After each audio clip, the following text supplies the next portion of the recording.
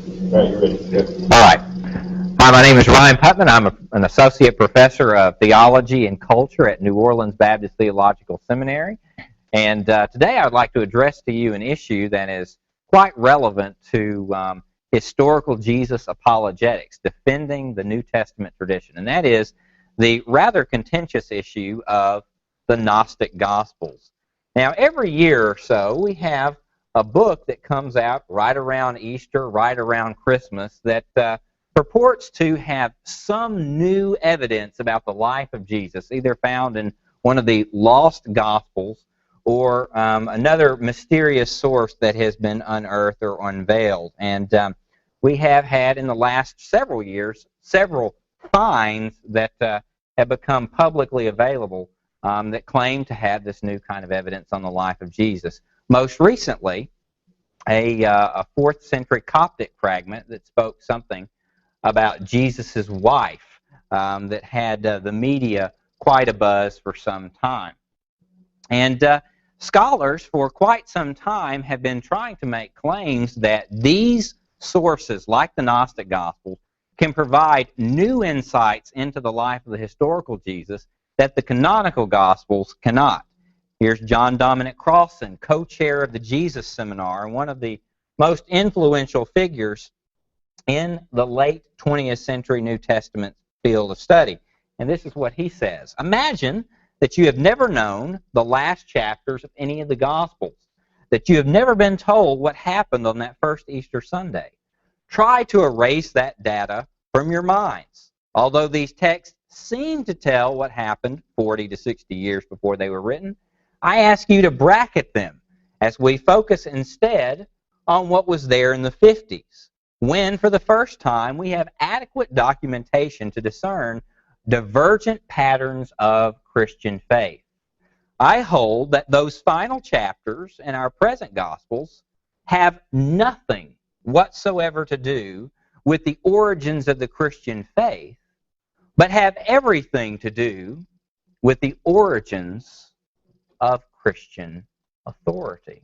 So what Crossan is asserting is that there are multiple streams of early Christian tradition that were in competition with one another, and that what the canonical Gospels tell us not so much about the historical Jesus and the actual founding of the church, but more so about what particular paradigm within Christianity became the predominant one.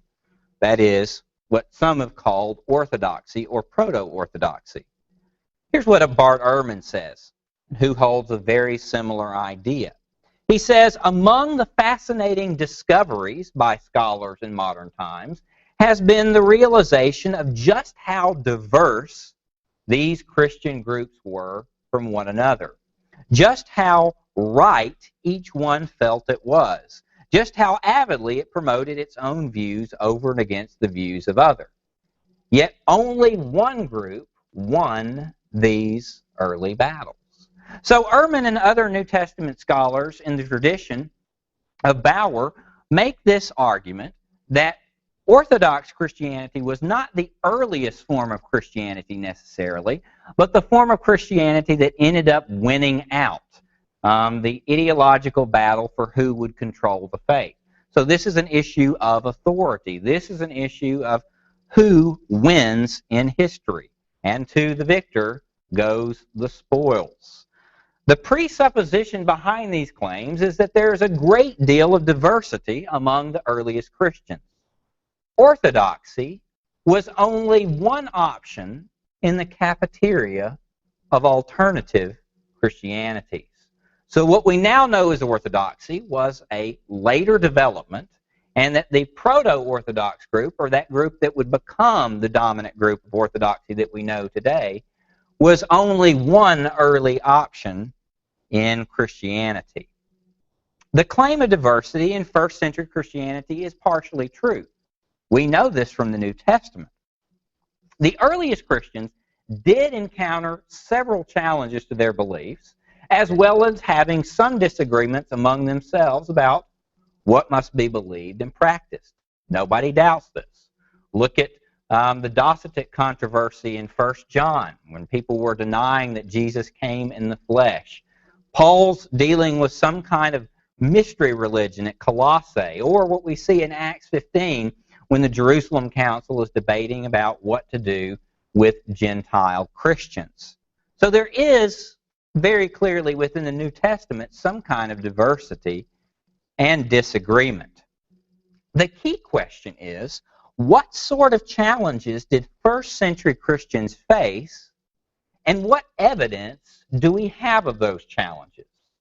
Another question is, did Christian theology evolve into something that it had not previously been, or did the early church come more clearly to enunciate with greater depth what Christians had always believed? Did Christian doctrine develop in a way that was faithful to the trajectory of the earliest apostolic tradition, or did these Christian believers distort the Christian faith that was once received, the Christian faith that was handed on by Jesus and his earliest followers? And we have, of course, lots of evidence of disagreements within the New Testament.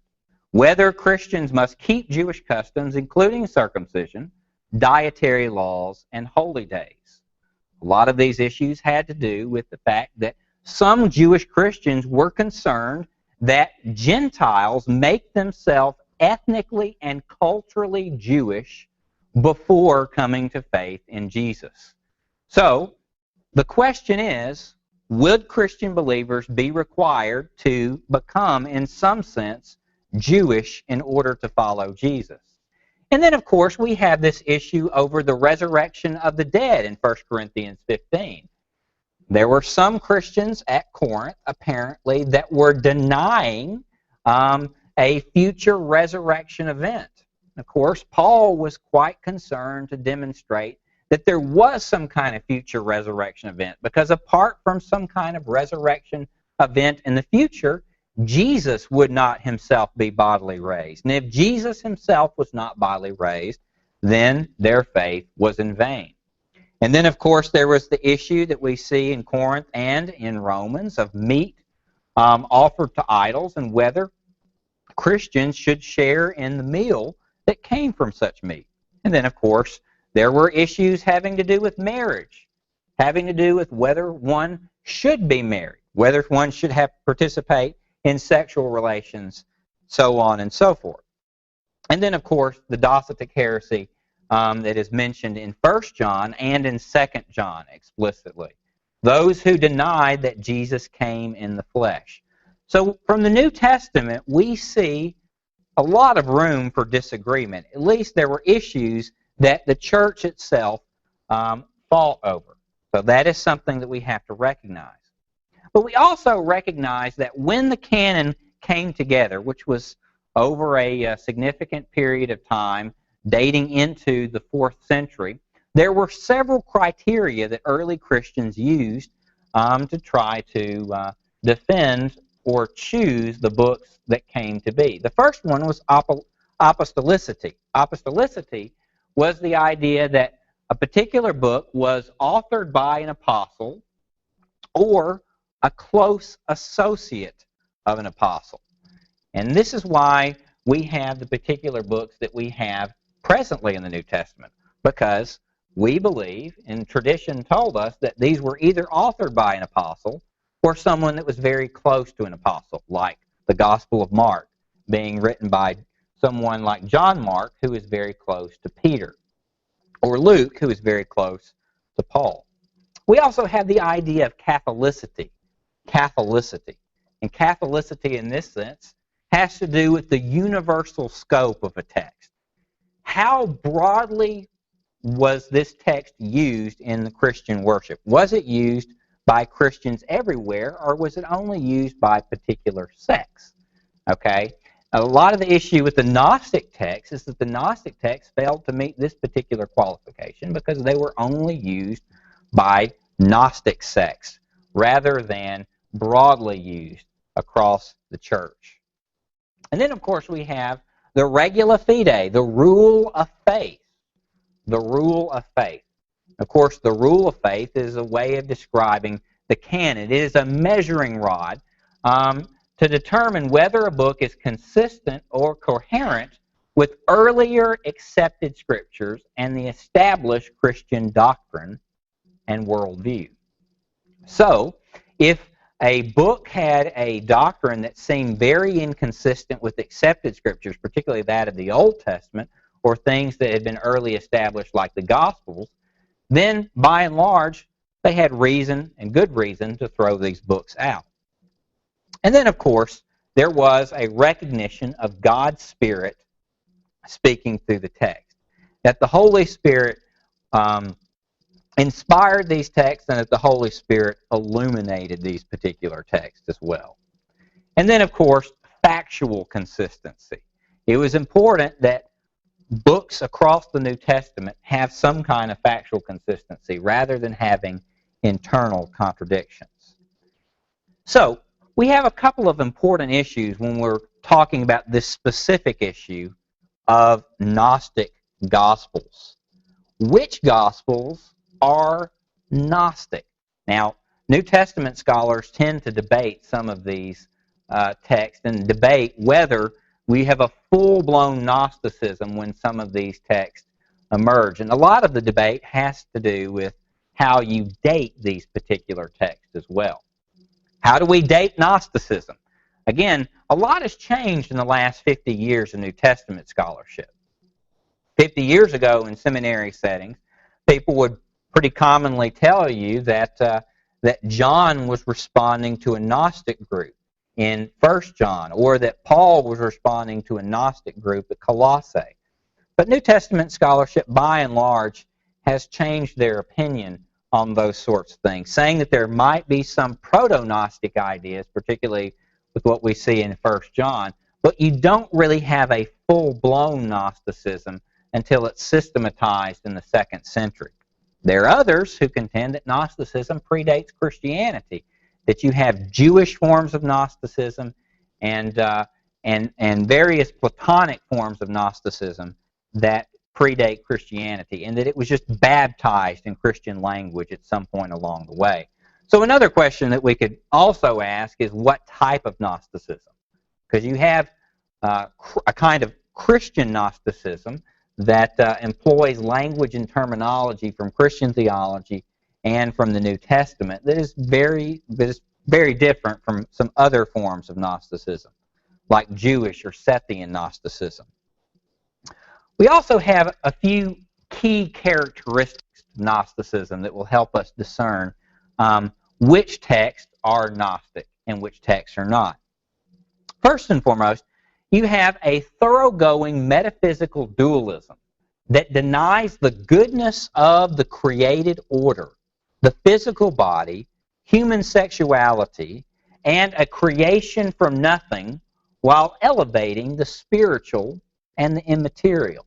Now, Gnostics glean this from Plato. Okay, you have this long Platonic metaphysical tradition that has reached heights in Neoplatonism and in Gnosticism and several of these Greco-Roman mystery religions. Plato himself said that the body is a prison from which we must be released. That the end goal, the telos of life, is to get rid of this physical body and to become pure spirit, to become pure mind, free of physical constraints. So you had Gnosticism that tended to be pretty ascetic. They denied themselves physical pleasure like sex. They denied themselves physical pleasure in food and that sort of thing, and they really tried to live a life that was freed of all the things that could physically encumber them. So you had this kind of denial of the goodness of the body, which flies in the face of the Judeo-Christian tradition, particularly in Genesis 1, when God steps back and ever He creates something, He says, "Whoa, that's good, I'm talented." He looks back and He sees that what He has done is good. You don't see that sort of thing in Gnosticism. Oftentimes in Gnosticism, you have a lesser evil or a deity or a series of deities that was posited to explain the existence of the material universe. the highest deity, was removed and distant. So if I could illustrate this. In Gnosticism, you have a notion of God as the unknown transcendent. He is a deity, the highest God. He is really unknown. He is hidden. He is completely removed from creation. And emanating from this God are little mini-gods called aeons. Okay? And with each successive aeon, there is a move away from the perfection that constitutes this unknown God, this transcendent being. And all depending on which Gnostic scheme you're looking at, you have varying number of aeons. And some posit that there are up to 365 mini-gods coming forth from this transcendent, unknown God. Now, you might remember the movie that came out a couple of years ago with Michael Keaton called Multiplicity. Multiplicity, the basic plot of the movie was he was some kind of scientist or geneticist who figured out a way to do human cloning, and what he started doing is he started making clones of himself to help out around household chores, to take the kids to soccer practice, to help out with his wife, so on and so forth, so he could get his work done. Now, what happened in the course of the story is that the clones started making clones of themselves.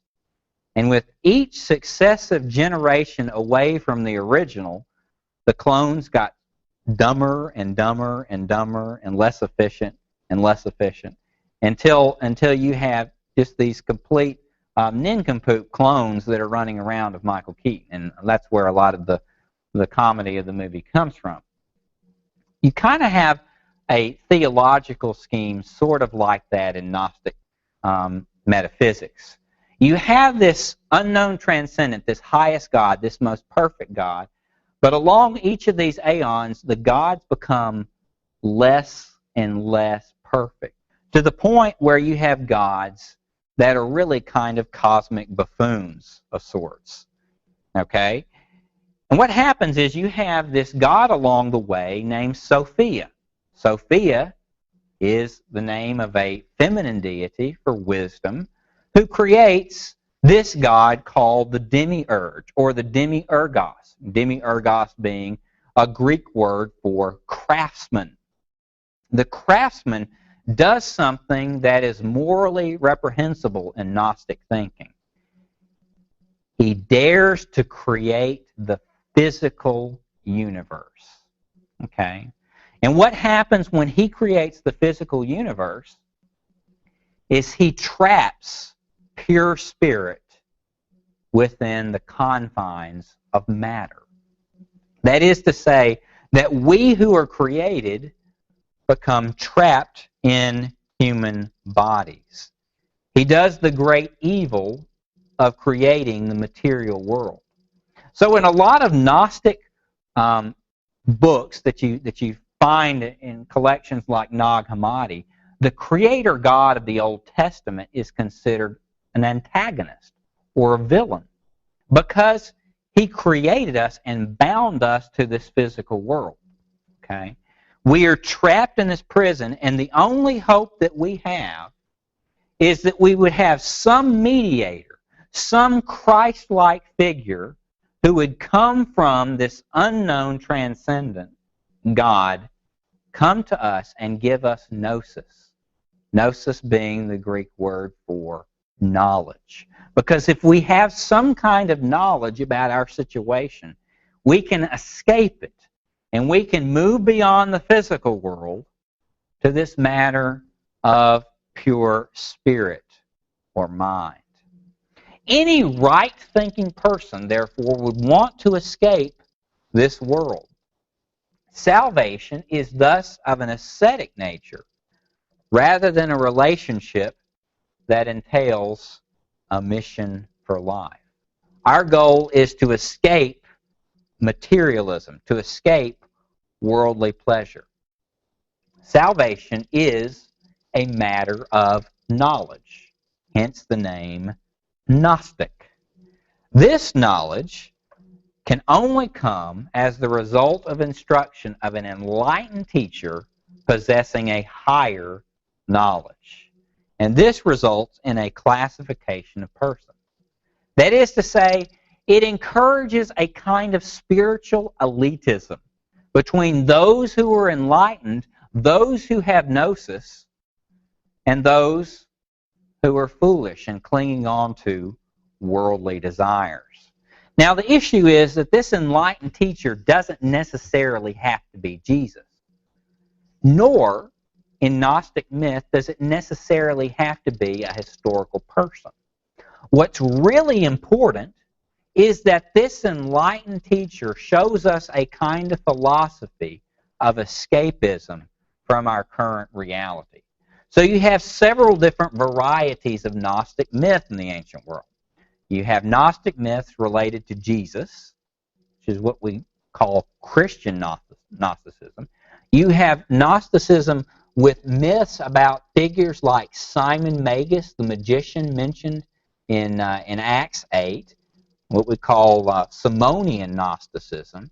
We also have the son of Adam, Seth, as a mythic figure who reveals gnosis from God in another form of Gnosticism called Sethian Gnosticism. So really, it doesn't matter so much who the Redeemer Revealer figure is, as much as you have some kind of revealer figure who can get you from this material world to this unknown transcendent, who can make God known. So, the contrast very evident between the Gnostic Gospels and traditional Gospels is that the traditional Gospels have a Jewish flavor to them. They involve stories. And as one old rabbinical saying goes, God made people because He loves stories. Jews loved narrative. That's why the Old Testament is predominantly narrative. You see in the traditional Gospels a lot of narrative. But the Gnostic Gospels, by contrast, generally have little or no narrative content. They're primarily made up of sayings, or what's sometimes called logia, dialogues that communicate the knowledge of those few enlightened teachers. So, very simple thing to do when you have somebody raise questions about Gnostic Gospels is just ask them a very pointed question. Have you ever read the Gnostic Gospels? Have you ever taken up the time to read what is in them? And you will see how markedly different, just from a very superficial reading, they are from the traditional canonical Gospels. Particularly in Gospels like Thomas, Jesus is nothing more than a talking head for Gnostic philosophy. You don't have a passion narrative. You don't have a resurrection narrative. You don't have miracle narratives. You just basically have Jesus going around giving these kind of Gnostic platitudes and knowledge about how to escape the material world. The crucial question then is, what sort of writings would a group that originally was made up of Jewish persons be most likely to produce? Would they offer up narrative tales somewhat akin to other Jewish scriptures that included the teaching of a leader, or disconnected sayings and dialogues a la Greek philosophers? So this is a pretty important question to ask. If we really want to know which is the earliest material about Jesus, would we look to text that looks like it's Jewish, or would we look to text that very clearly has traces of a Greek tradition in it? It looks very much like Greek dialogues, Greek philosophy. The most important or most influential document of the Gnostic text that we've seen is the Gospel of Thomas.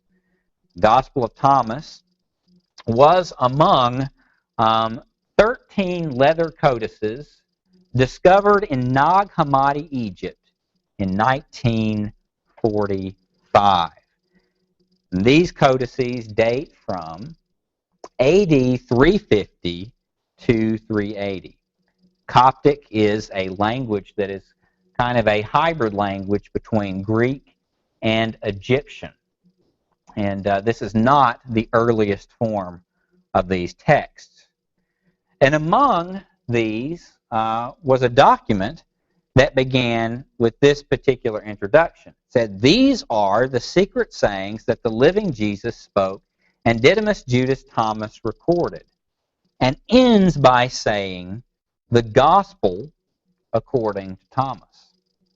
It is worth noting that none of the traditional New Testament Gospels open with a statement describing the author. They do not attribute their names in the introduction of the text. They choose to be anonymous. It's only through tradition that we name these particular Gospels.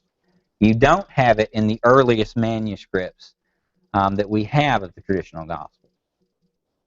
And several 3rd and 4th century church fathers mention the Gospel of Thomas unfavorably, but prior to the discovery, the contents of Thomas were unknown to modern scholars. Now, we did have earlier fragments of Thomas that were found at Oxyrhynchus in the late 19th century, but we really didn't know what they were because they were missing the introduction and they were missing the conclusion. And the fragments found at Oxyrhynchus probably date to the late 2nd century, early 3rd century, and they were written in Greek. Okay, so when scholars translated the document in its Coptic form, they found that it contained an introduction plus 114 logia, or sayings. And like I mentioned earlier, we're not looking at a narrative compilation as much as we're looking at tweets from this Gnostic Jesus. These like short, pithy little aphorisms that he thinks will be really quotable later on, okay? So it's not really anything like the traditional Gospels as we know them, okay? They also discovered, as I mentioned, an earlier portion of Thomas had been discovered in 1890 near Oxyrhynchus, okay? This fragment was in Greek and contained sayings 24, 26 through 33, 36 through 39, and 77. And because it didn't have the introduction, no one knew what it was. Okay. But by any estimate, the discovery of Thomas was a very important find. A minority of scholars, many, not all, members of the Jesus Seminar, believe that the original version of Thomas predates and is independent of any of the New Testament Gospels. This is what the Jesus Seminar says. The Jesus Seminar, by and large, represents the fringe of New Testament scholarship. Most scholars disagree on both of these points, that it predates the canonical Gospels and that it was written of some sort of tradition independent of these Gospels. Most scholars believe that there are elements of Gnosticism in Thomas, thus indicating that it is no earlier than a 2nd century document. Now again, there are exceptions. Figures like the Princeton New Testament scholar Elaine Pagels contend that Thomas is a document that predates the canonical Gospels, and she says that it is not a Gnostic text. But that is a minority opinion. In 1993, Robert Funk and other Jesus Seminar members published the 5 Gospels. What did they really say, or what did Jesus really say? The search for the authentic words of Jesus, which lists Thomas along with the New Testament Gospels in parallel columns, and then comments on the passage that list the seminars voting on each logia. Okay? Now, they had a very scientific way of determining which words actually belonged to Jesus and which words did not belong to Jesus. And you're just going to be stunned at how objective and how accurate this particular methodology is. But what they basically did is they had colored beads. And they gathered the colored beads and voted on each saying in all four of the canonical Gospels and each saying in the Gospel of Thomas. And they had different color beads to represent different approaches to the various sayings. A red bead indicated an authentic saying of Jesus. A pink bead sounds like something Jesus may have said. It sounds similar to what Jesus could have said. A gray bead, Jesus did not say this, but perhaps did say something similar. We're pretty sure Jesus didn't say it. And then, of course, we have the black bead. The black bead, we can say with confidence, Jesus did not say this. Okay, this is something that was fabricated by his early followers. This is not something that Jesus himself said. Now, where would you expect to find the most black beads out of all five Gospels? Traditionally, we would say, well, look, clearly Thomas. Thomas has some pretty bizarre sayings that sound foreign to early Christianity. But the Jesus Seminar voted very favorably to Thomas, giving it a lot of red beads, if not the most red beads, whereas the most black beads went to the fourth Gospel, went to John. Now, there are some major arguments for the Gospel of Thomas being early and independent. Some insist that Thomas has no obvious compositional design. This, if true, would argue for Thomas being early and independent. If Thomas has no clear structure, then one could make the case that Thomas is not dependent on any of the canonical Gospels, that these are early source sayings that are some kind of oral tradition that are completely independent of the written Gospels, Matthew, Mark, Luke, and John. They also insist that there are several differences in the parallels between the traditional Gospels and Thomas. This, if true, would point to Thomas being early and independent. But then, of course, there are very good arguments against Thomas being early and independent. Allusions to over half the books in the New Testament are found in Thomas. Now, this is a point that Thomas supporters, like Pagels and Stephen Patterson, so on and so forth, will debate you on. Okay, but some have claimed to find allusions to Matthew, Mark, Luke, John, Acts, Romans, 1st and 2nd Corinthians, Galatians, Ephesians, Colossians, 1 Thessalonians, 1 Timothy, Hebrews, 1 John, and Revelation. And what that would indicate, if those allusions do pan out, is that we have a more complete New Testament put together by the time that Thomas is composed. If not the complete canon, something that is starting to resemble it closely, especially if we have allusions to something like Revelation. Okay? Thomas advocates insist, mostly without external evidence, that extant copies of Thomas are later editions of the original. That is to say that what we have of Thomas is a later redacted copy of Thomas, but that there are some kind of internal layers of Thomas that somehow predate the canonical Gospels. How exactly they demonstrate that is really up for debate. Okay, and then of course we have a surprising amount of material that scholars deem to be late, including material that comes from Matthew, Luke, and even Acts, and John is included in Thomas. It is much simpler and much more reasonable to think that Thomas is a reshaping and reinterpretation of earlier material than to think that so many sources do the same with Thomas. And one notable study that came out in the last few years was a study by Nick Perrin of Wheaton University, wherein he compares the Gospel of Thomas with one of the earliest harmonies of the gospel, Tatian's Diatessaron. And in it, Perrin argues that elements of the later Eastern Syrian forms of Christianity are found in the Gospel of Thomas. For example, the introduction names Judas Thomas as the collector of Thomas.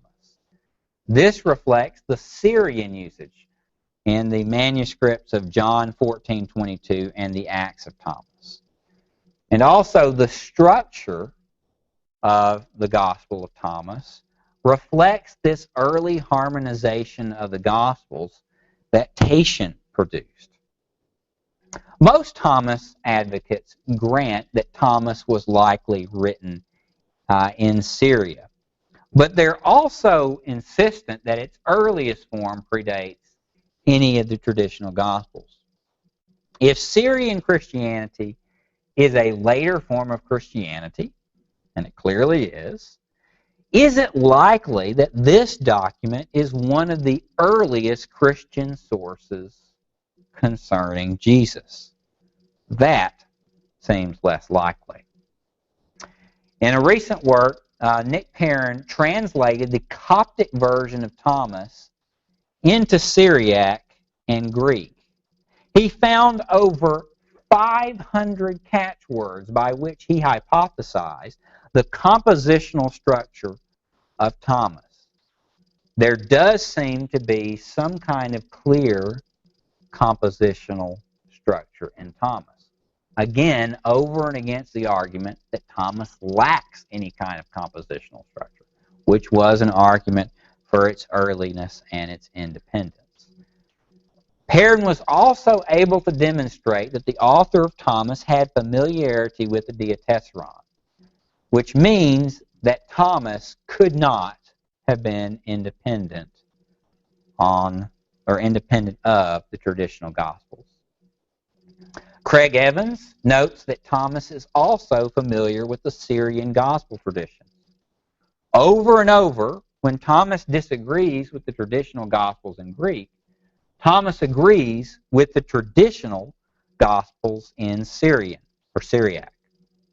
It is difficult, in light of these facts, to argue that Thomas is independent of the traditional Gospels. Now, one sometimes finds that those who talk of other Gospels have never really taken the time to read them. This is not surprising. Generally, their reputation is more impressive than their reality. In fact, one easy way to determine that they are not the same nature as the traditional Gospels is simply to sit down and to read them. And you'll find that they are very clearly very different. We have very clear evidences of Gnosticism in the Gospel of Thomas, specific Gnostic themes that appear. Notice the introduction. These are the secret sayings of the living Jesus. And so the secret sayings, again, indicate this kind of Gnostic spirituality, that we have insider knowledge. We have things that are only for you to know. This is top secret stuff.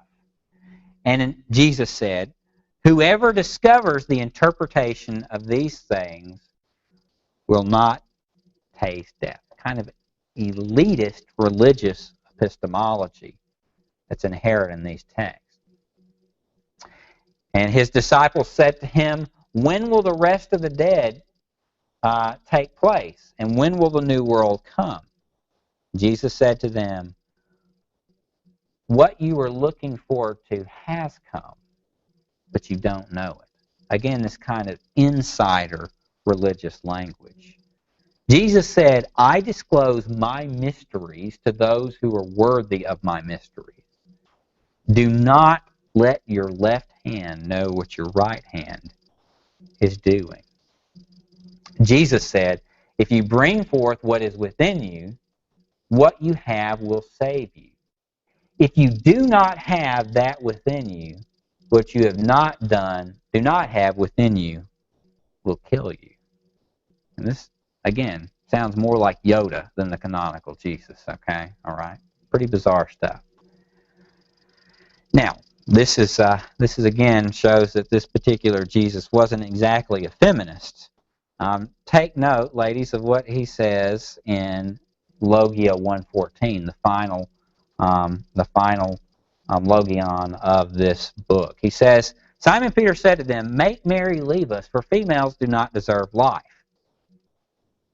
Right. Jesus said, "Look, I will guide her to make her male." I don't think he's talking about some kind of transsexual operation here. He's talking about something that goes beyond anatomy, okay? He says, "I will guide her to make her male so that she too may become a living spirit resembling you males. For every female who makes herself male will enter the kingdom of heaven." That is to say that if we strip ourselves of our biological shells, our biological identities, and we learn how to become spirit, which by the way is male, we too will understand the secrets and mysteries of the kingdom. Okay? Are you inspired? All right. We have other indications that the Gospel of Thomas is late. The disciples said to Jesus, "We know that you are going to leave us. Who will be our leader?" Jesus said to them, "No matter where you are going to go to James the Just, for whose sake heaven and earth came into being." Now, James the Just may refer to Jesus' half-brother, who was not one of Jesus' disciples until after the resurrection, nor was he known as the Just prior to Pentecost. Okay. And then, of course, we have some material within the Gospel of Thomas that the Jesus Seminar will admit is newer or later. Jesus said, "The Father's imperial rule, or the Father's kingdom, is like a woman who is carrying a jar full of meal. While she was walking along a distant road, the handle of the jar broke and the meal spilled behind her along the road. She didn't know it. She hadn't noticed a problem. When she reached her house, she put the jar down and discovered that it was empty." Jesus said, "The Father's imperial rule is like a person who wanted to kill someone powerful. While still at home, he drew out his sword and thrust it into the wall to find out whether his hand would go in. Then he killed the powerful one." Again, that inspires me. I'm going to have my devotional tomorrow morning right out of that text. Okay? And then, of course, we have this other book, the Gospel of Judas, which was, again, a more recent discovery. Okay? It's had a little less impact than the Gospel of Thomas. Now, the story behind the Gospel of Judas almost would make a good movie itself. How the Gospel of Judas was discovered and lost and rediscovered, so on and so forth. It might go down like an Indiana Jones movie. It is believed that a now deceased Egyptian antiquities prospector discovered the codex, or ancient book, containing the Gospel of Judas near Elmina, Egypt. In 1978, he sold his find to a Cairo antiquities dealer he named Hannah. Okay? Around 1980, the manuscripts and other artifacts were stolen. Hannah later rediscovered the codex by working with an antiquities trader in Geneva, Switzerland. Now, Hannah was the first to show the codex to experts who recognized its possible significance. Yet he asked a price too steep, and thus no scholar purchased it. Unfortunately, Hannah took too little care in preserving the manuscript.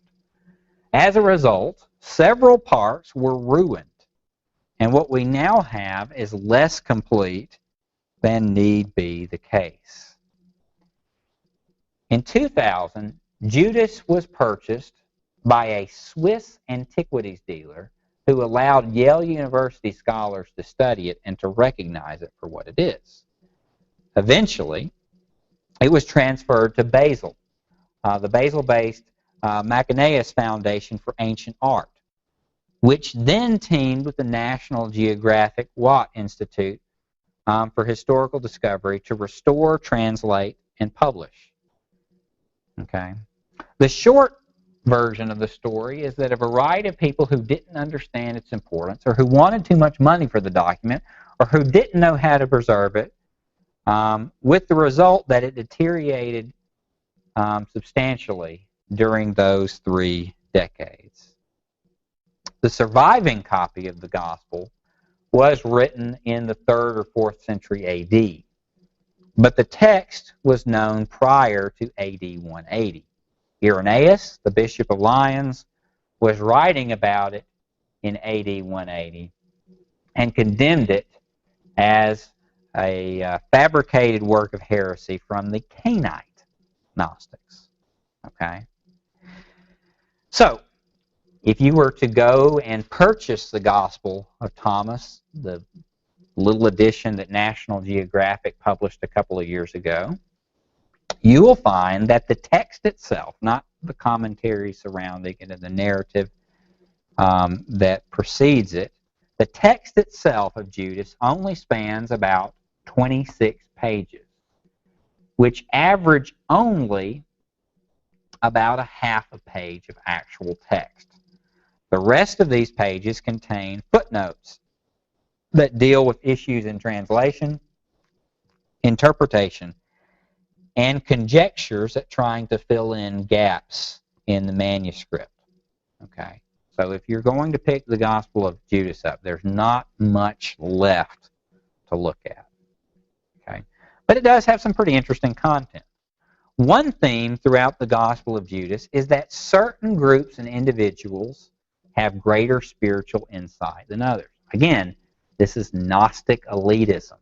It is, some have a superior spiritual knowledge to others. More than once, Jesus laughingly ridicules those who know less, even his own disciples, even those who observe the Eucharist, the meal of thanksgiving. Judas says to Jesus, "I know who you are and where you come from. You are from the immortal realm of Barbelo," a Sethian Gnostic term for the Divine Mother. "And I am not worthy to utter the name of the one who sent you."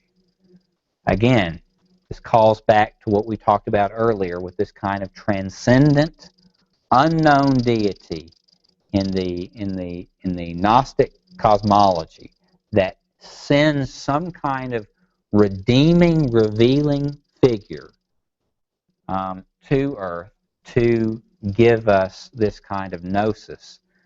And Judas says that Jesus comes from this unknown transcendent realm, and that Judas is not worthy to say the name of the one who sent him. And so what Bart Ehrman says is that the disciples who continue to practice their religion as if the ultimate object of their worship is the creator God of the Jews, invoking Jesus' name in support of their worship, have gotten it all wrong. Rather than serving the true God, they are blaspheming him. And in doing so, they lead their followers astray. Remember, the God of Judaism, the God of the Old Testament, was the God who created the material universe. Therefore, he is an evil God because he has bound us to these material bodies. Okay?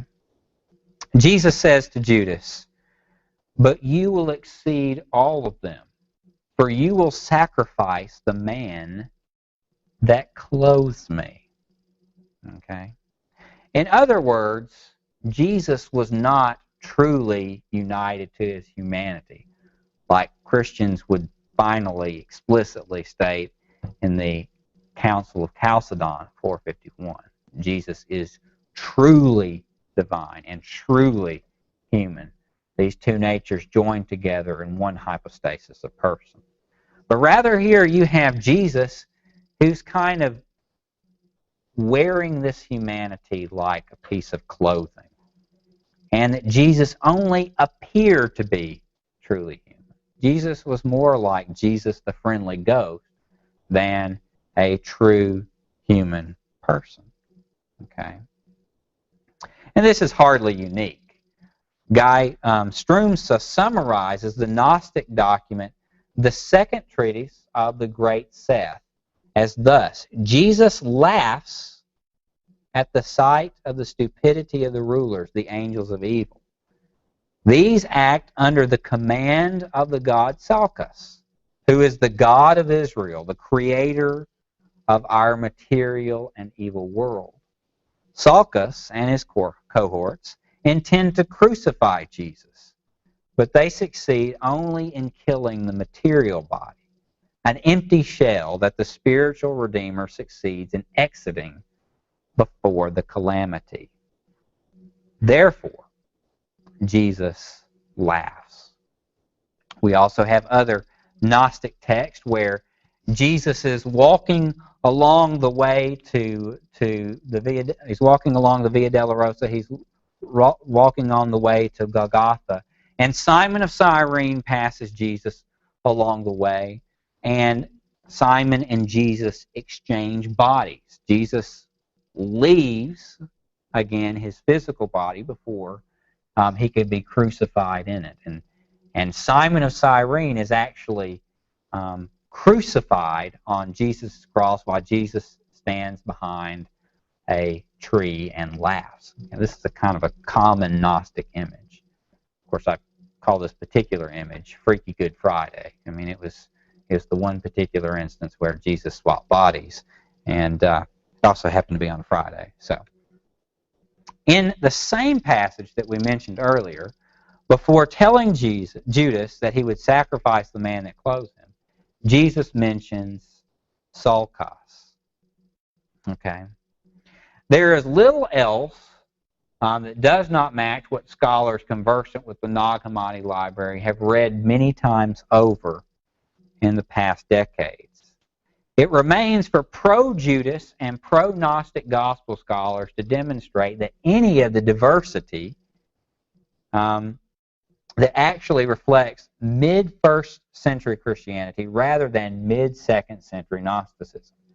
That is to say, the burden of proof is still on these historians that would like to claim that this kind of Gnostic text somehow predates the composition of the New Testament. That this diversity within early Christianity is a first century debate rather than a second century debate where you have an established Orthodox text that gets corrupted along the way by teachers like the Gnostics. And this is what N.T. Wright says.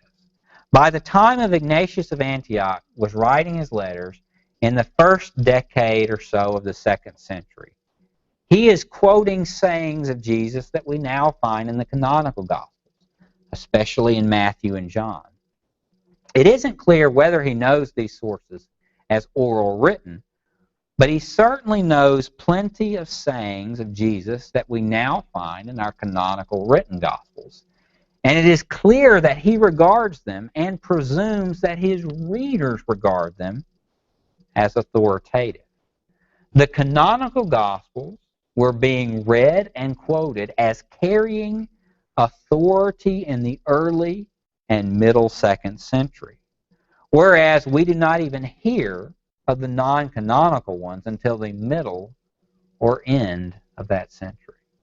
So we have early influence from the canonical Gospels, but we don't hear of the Gnostic Gospels till much later.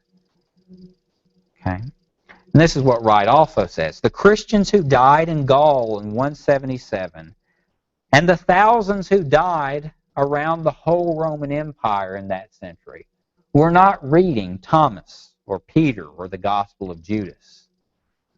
They were reading, quoting, praying, and singing Matthew, Mark, Luke, and John. The text which nurtured their vivid faith in Jesus. not as the revealer of secret truths to help them escape the wicked world, but as the Lord they knew and loved. The martyrs lived for that vision. And not surprisingly, since it was and is threatening to many types of political power, they died for it. And this is what the Roman Catholic New Testament scholar John P. Meyer says about apocryphal Gospels like Judas and Thomas. Contrary to some scholars, I do not think that the apocryphal Gospels offer us any reliable new information or authentic sayings that are independent of the New Testament. What we see in these later documents is rather imaginative Christians reflecting popular piety and legend, and Gnostic Christians developing a mystic speculative system. It is only natural for scholars, to say nothing of popularizers, to want more, to want other access roads to the historical Jesus. This understandable but not always critical desire is, I think, what has recently led to the high evaluation in some quarters of the apocryphal Gospels as sources for this quest. It is a case of the wish being father to the thought, but the wish is but a pipe dream. So, in conclusion, there is no compelling reason for anyone without a bias to accept the thesis that early Christianity was extremely pluralistic, or at least very world-denying and very non-Jewish in nature, or to think for a moment that these so-called lost Gospels merit a place alongside the canonical Gospels of the New Testament. All right, thank you. All right? You're saying that the Gnostic Gospels, while they might not be good for theology necessarily for us today, that there are old, very old. Mm-hmm. Well, again, that's the Coptic copy of Thomas. We have an earlier form of Thomas from Oxyrhynchus, which would be late 2nd or early 3rd century. What is there any value to those texts aside from theology? No, I mean, they don't give us any insight that we can see into the historical Jesus. If they were to give us insight into the historical Jesus, they would have to be somehow independent sources.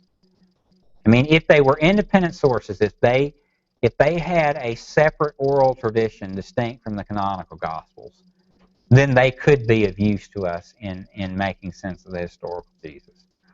But because, as people like Nick Perrin have shown, they're so much dependent upon the canonical Gospels within the tradition, that it seems a more plausible thesis to say that what happened is, this is what happened when Gnostic, non-Jewish Christians took hold of the canonical Gospels, and this is what they did to the teachings of Jesus, rather than saying that there's an independent stream of tradition. So the primary value of Gnostic Gospels, and I think there is some value to Gnostic Gospels, is it gives us a real insight into what early Orthodox Christian apologetics were responding to. Because, for the longest time, particularly in New Testament scholarship of the 19th and early 20th century, there was a great deal of suspicion that 2nd century apologists had been misrepresenting Gnosticism, that they were painting a crude caricature of what Gnostics actually said, believed, and taught. And what we find, however, is that when Nag Hammadi is discovered in 45, and we have fragments of Gnostic texts like Oxyrhynchus in the late 19th, early 20th century discovered, that, you know what, a lot of what guys like Irenaeus were saying about Gnostics really proved to be true, that they were pretty faithful in their report. But we didn't have any early sources really to back that up.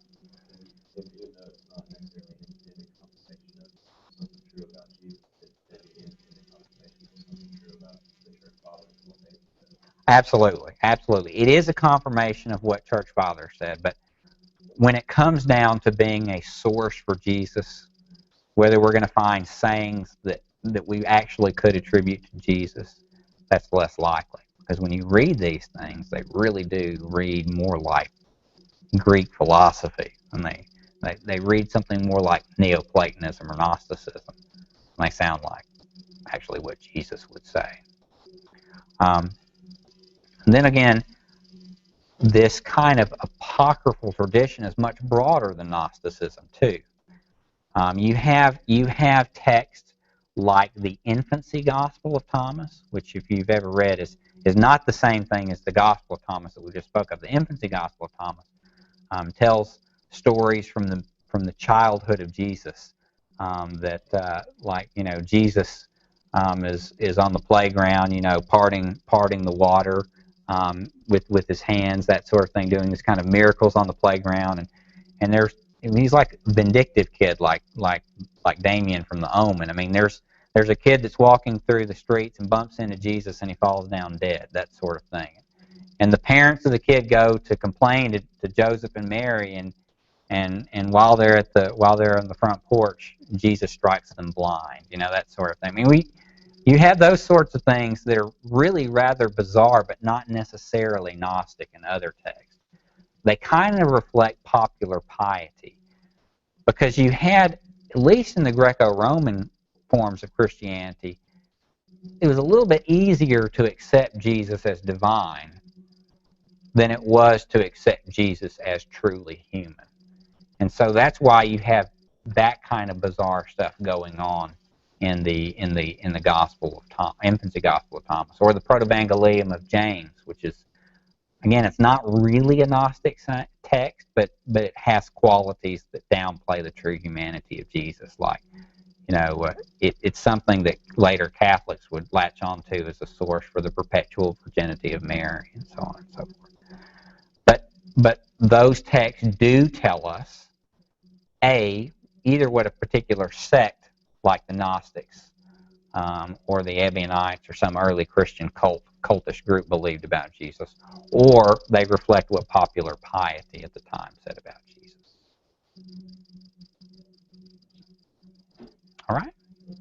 All right. Well, thank you, guys.